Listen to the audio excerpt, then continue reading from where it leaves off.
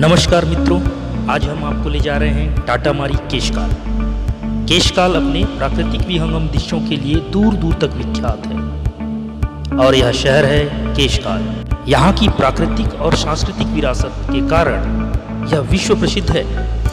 केशकाल घाट के 12 घुमावदार मोड़, जिसे बस्तर का प्रवेश द्वार भी कहा जाता है, और यहाँ की नैसर्गिक सुंदरता लोगों को अपनी ओर आकर्षित करती है। टाटामारी देश ही नहीं वरन अब तो यह विदेशी पर्यटकों के लिए भी आकर्षण का केंद्र बन चुका है। यह केशकाल नाका चौक है और हम जगदलपुर की तरफ से आ रहे हैं। इस चौक से लगभग 150 मीटर की दूरी पर एक बड़ा बोर्ड लगा हुआ है।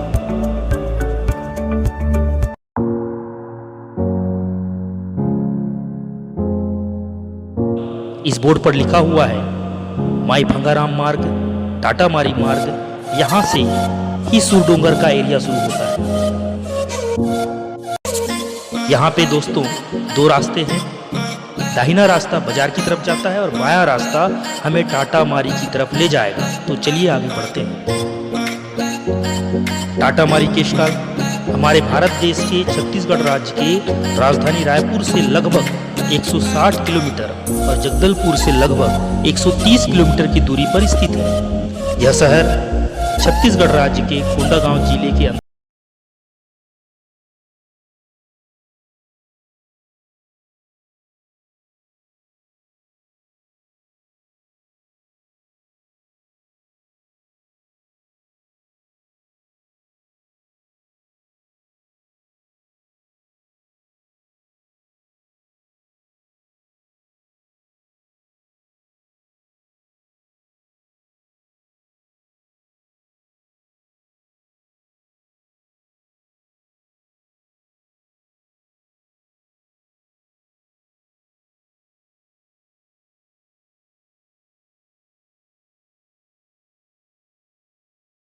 सकते हैं बहुत बड़ा तालाब है।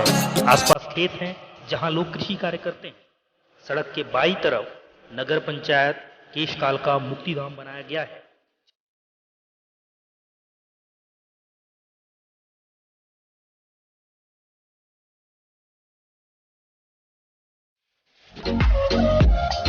चलिए आगे की ओर बढ़ते।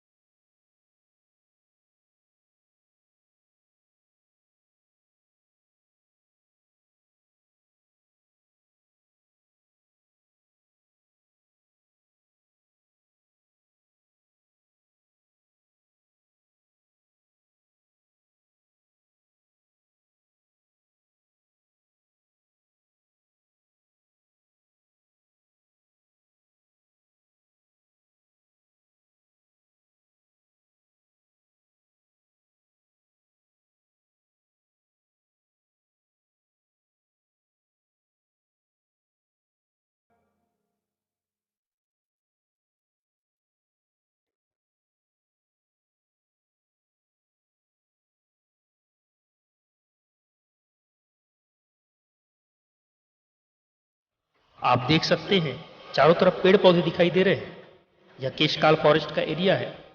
एक जंगल मूल रूप से भूमि का एक टुकड़ा होता है जिसमें बड़ी संख्या में पेड़ और विभिन्न किस्मों के पौधे शामिल होते हैं। प्रकृति की ये खूबसूरत रचनाएं विभिन्न प्रजातियों के जानवरों के लिए घर का काम करती है। घने वृक्ष, झाड़ियां और कई विविध प्रकार के पौधों से आच्छादित एक विशाल विस्तार को जंगल के रूप में माना जाता है। दुनिया भर में विभिन्न प्रकार के वन हैं जो वनस्पतियों और जीवों की विभिन्न किस्मों के लिए घर है।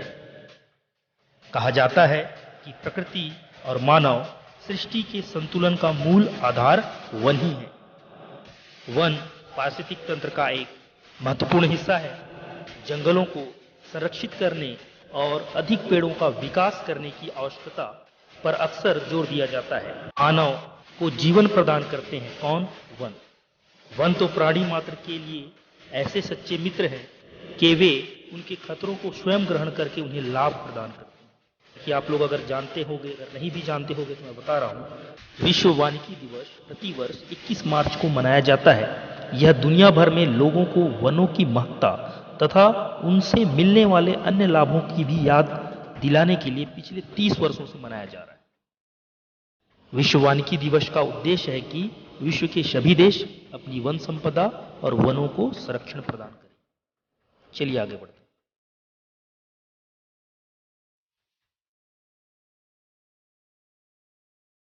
फाइनली हम पहुंच गए हैं टाटा मारी, और यह टाटा मारी का एंट्री गेट है।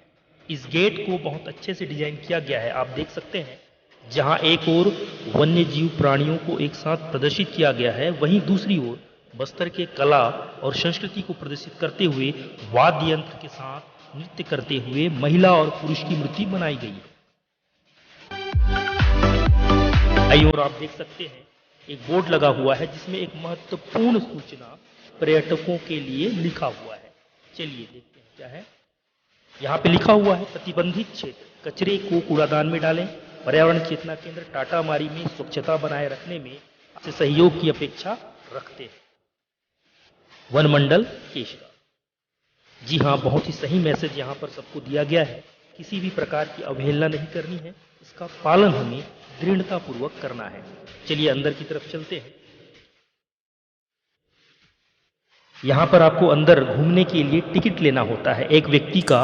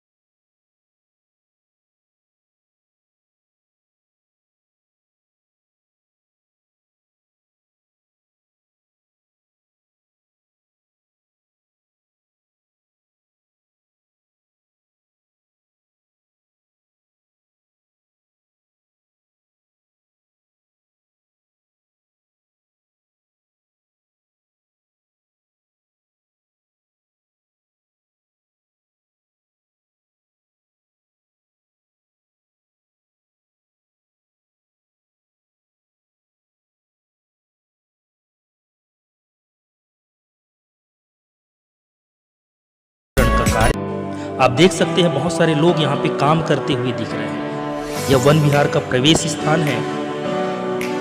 अंदर बहुत सारे पुष्पी पौधों को लगाया गया है, जैसा कि आप देख सकते हैं, जो यहाँ की शोभा बढ़ा रहे हैं।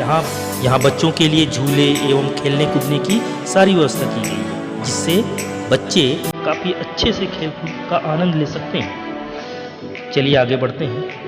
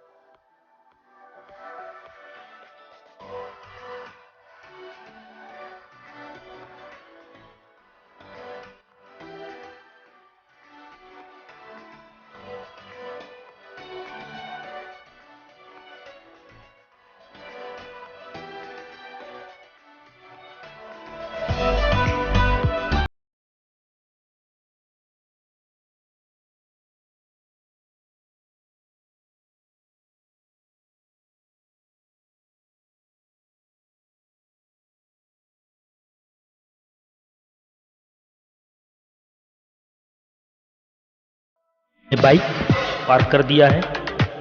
आप यहाँ देख सकते हैं बाइक के साथ यहाँ पे 4 व्हीलर पार्किंग की भी व्यवस्था है, यानी आप 4 व्हीलर में भी आसानी से यहाँ तक आ सकते हैं।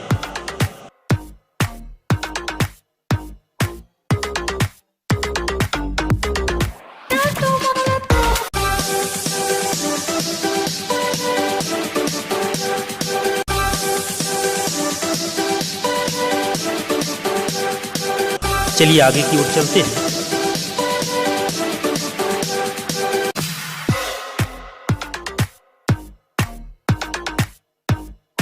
यह यहाँ का दूसरा प्रवेश द्वार है, जैसा कि आप देख सकते हैं।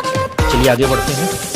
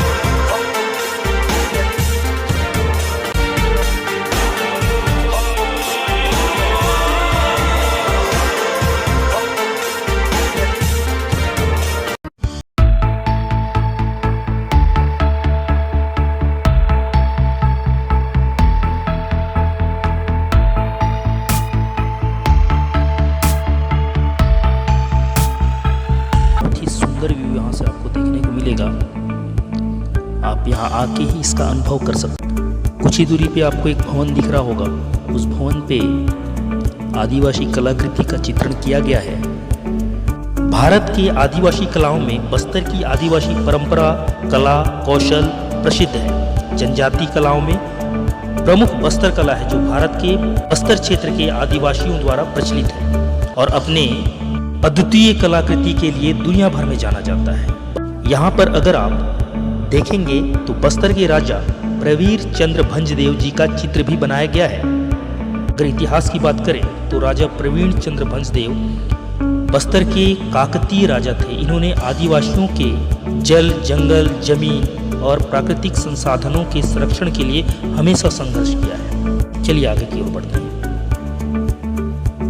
टाटामारी में एक वॉच टावर बनाया गया है। जी हाँ, वॉच टावर, जहां पर पर्यटक ऊपर की ओर चढ़कर मनमोहक विहंगम दृश्य देख सकते हैं। चलिए वॉच टावर की ओर चलते हैं। हम वॉच टावर के पास पहुंच गए हैं। जैसा कि आप देख सकते हैं, ये वॉच टावर है। चलिए अब ऊपर की ओर चढ़कर प्राकृतिक सौंदर्य का नजारा देखते हैं।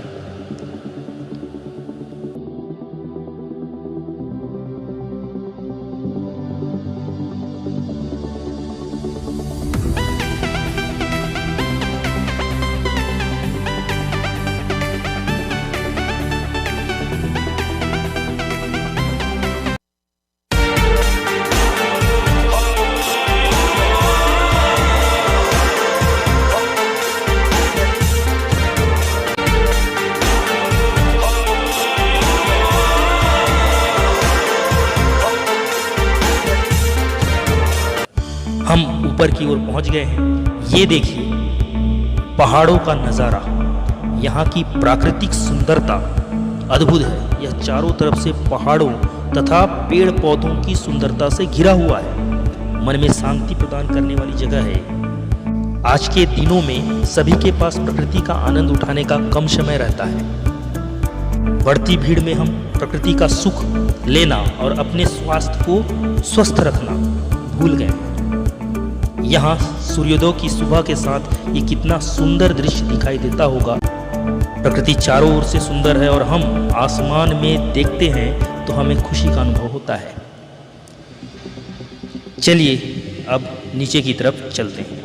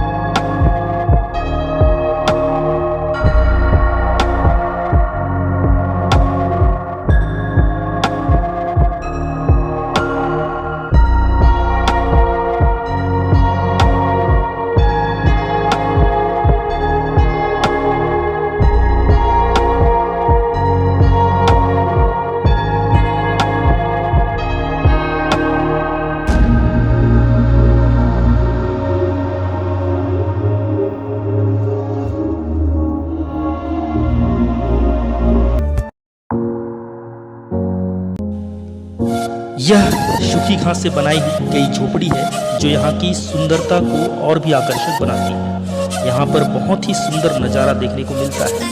यहाँ का मौसम बहुत ही सुहावना और सौंदर्य से भरपूर है। चलिए आगे की ओर बढ़ते हैं।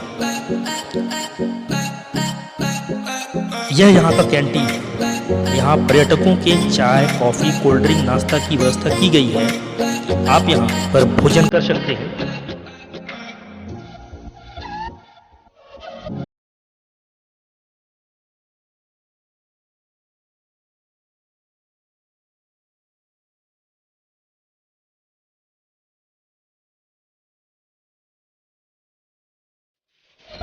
चलिए आगे की ओर बढ़ते हैं। यहाँ पे रास्ता बंद है क्योंकि टाटा मारी को इको टूरिज्म सेंटर के रूप में डेवलप किया जा रहा है और यहाँ पे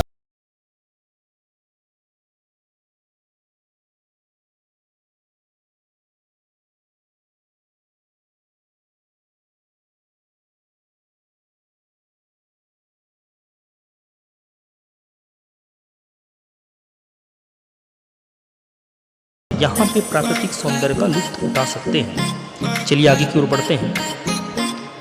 यह आर्टिफिशियल हट है जो यहाँ की सुंदरता को चार चांद लगा देता है। यहाँ बैठने की भी व्यवस्था है। यहाँ से आप दूर दूर तक पहाड़ियों के अद्भुत विहंगम दृश्य का नज़ारा देख सकते हैं।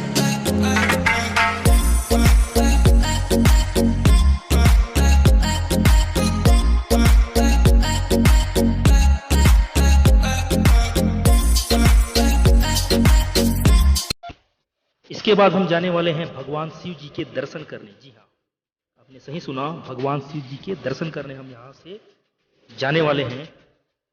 अर्धनारीश्वर मंदिर की ओर जाएंगे। चलिए अब यहाँ से बाइक पार्किंग की तरफ चलते हैं।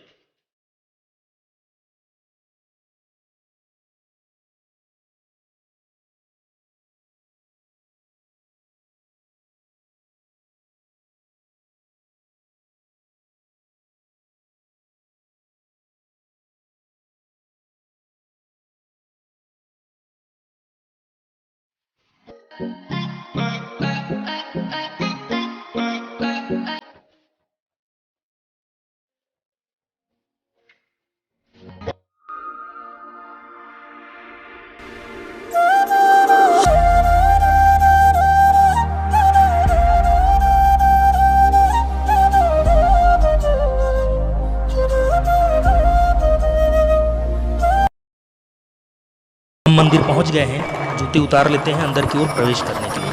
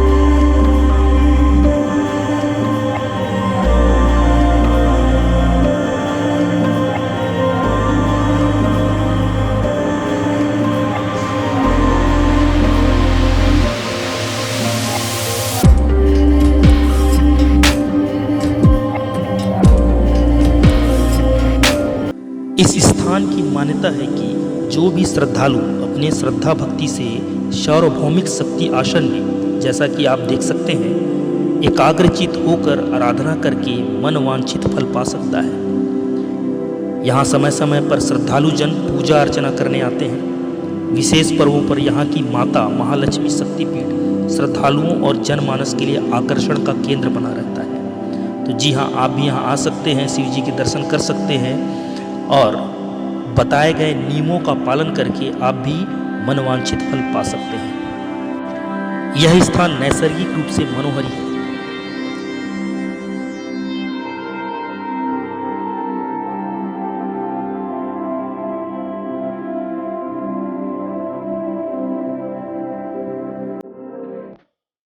अब हम चलते हैं आर्चरी गेम की तरफ। पर्यटकों के लिए तीरंदाजी खेल की भी व्यवस्था यहाँ पे की गई है। आप यहाँ जाके इस खेल का भी आनंद उठा सकते हैं। लीजिए पहुंच गए, चलिए कोशिश करते हैं।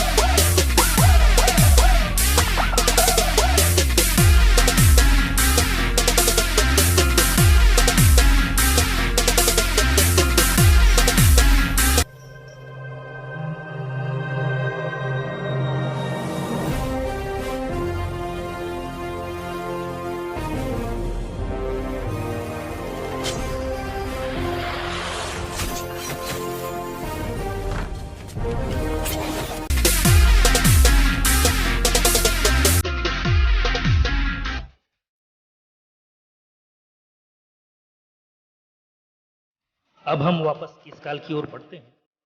अगर आपको यह जगह पसंद आया हो तो आप अपने परिवार और दोस्तों के साथ घूमने या पिकनिक मनाने आ सकते हैं।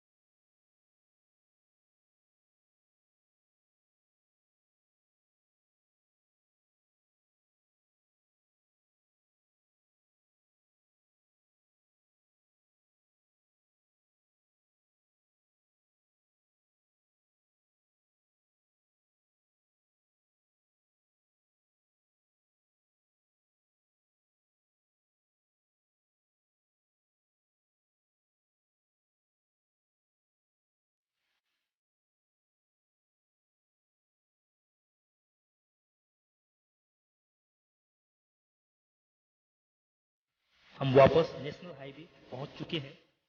हमने आज पूरा टाटा मारी घूम लिया। आशा करते हैं आपको यह वीडियो अच्छा लगा होगा। अगर वीडियो अच्छा लगे तो लाइक करें, हमारे चैनल को सब्सक्राइब करें और ज़्यादा से ज़्यादा लोगों तक शेयर करें।